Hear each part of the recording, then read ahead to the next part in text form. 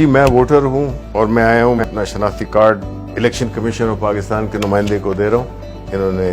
Verify کیا۔ پھر میں یہاں پہ آتا ہوں، یہاں پہ پریزائڈنگ آفیسر کھڑے ہیں، پریزائڈنگ آفیسر میرا آئی ڈی کارڈ چیک کرتے ہیں اور مجھے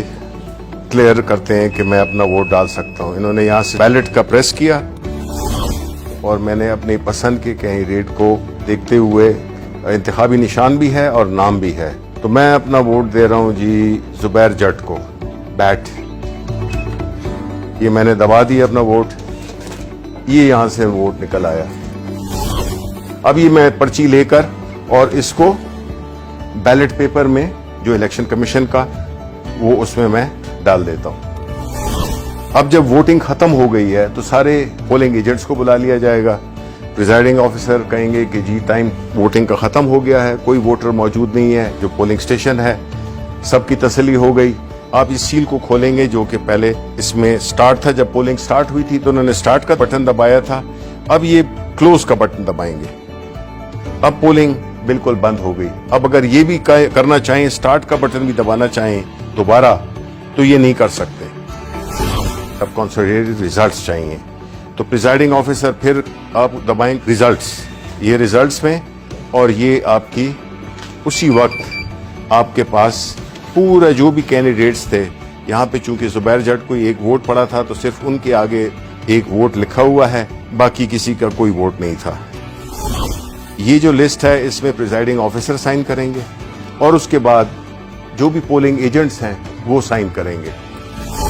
ہم نے پھر ایک اپلیکیشن ڈیولپ کی ہے جس میں کہ جو کیو آر کوڈ ہے اس کو جو پریزائڈنگ آفیسر ہے اس کے پاس اس کی اپلیکیشن ہوگی، وہ اس کو سکین کرے گا۔ اب کسی اور عام فون پہ کریں آپ، اب یہ ہے جو اپلیکیشن کے ساتھ ہے، وہ جو ہی کیا ہے آپ نے دیکھ لیں کہ وہی ریزلٹ جو کہ اس کے ہیں وہی ریزلٹ آئے ہیں۔ اس کو ہم نے ریلے کرنا ہے واپس الیکشن کمیشن آف پاکستان کے ہیڈ کوارٹر کو، وہ پھر ایک ٹیکنالوجی جس کو کہ بلاک چین ٹیکنالوجی کہتے ہیں، اس کے استعمال سے کچھ سیکنڈ میں یہ جو ہے تو ریلے ہو جائے گی اور پہنچ جائے گی ایک بہت ہی چھوٹی فائل کی صورت میں، کلو بائٹس میں میرا خیال ہے، کلو بائٹس میں پہنچ جائے گی، تو نہ سسٹم بیٹھے گا اور نہ کوئی اور کمپلیکیشن آئے گی۔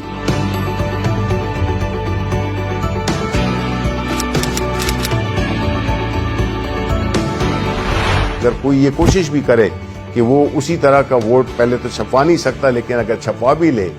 تو وہ ووٹ اس لیے کاؤنٹ آؤٹ ہوگا کیونکہ ہر ووٹ کے اوپر ایک بار کوڈ ہے،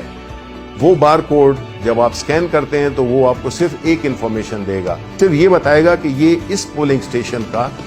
بیلٹ پیپر ہے۔ تو ہمیں جب پوسٹ آڈٹ الیکشن کسی کو اعتراض ہو سکتا ہے تو تب بھی یہ انفارمیشن کے ٹائم اور جو پولنگ سٹیشن ہے صرف اس کی انفارمیشن ہوگی جو کہ سب کو دکھائی بھی جا سکتی ہے۔ بلاک چین ٹیکنالوجی کا جو بنیادی کانسیپٹ ہے وہ یہی ہے کہ اس کو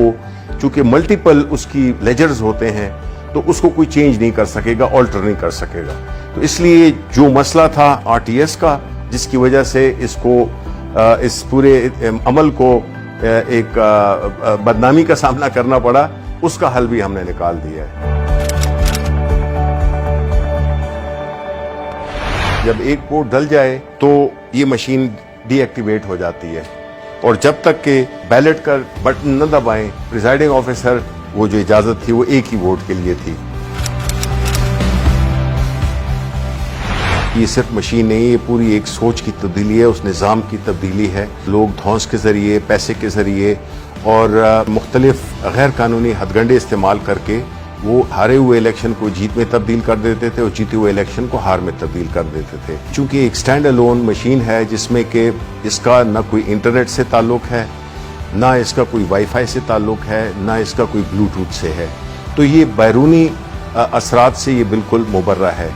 دوسری بات یہ ہے کہ اس مشین میں کوئی آپریٹنگ سسٹم نہیں ہے جس کی وجہ سے اس میں نہ بگز ڈالی جا سکتی ہیں، نہ اس کو ہیک کیا جا سکتا ہے۔ جو کوئی بدعنوانی ہو سکتی ہے یا کوئی شیطانی ہو سکتی ہے کہ کوئی اس میں ایلفی ڈال دے بٹنز میں، تب بھی اس کی مشین کی پرفارمنس میں فرق نہیں پڑے گا۔ کوئی کیل لگانے کی کوشش کرے تو بھی نہیں ہوگا, پن لگانے کی, پانی پھینکنے کی, کوئی اور لیکوڈ پھینکنے کی, اس کی پرفارمنس کو بالکل افیکٹ نہیں کر سکتا.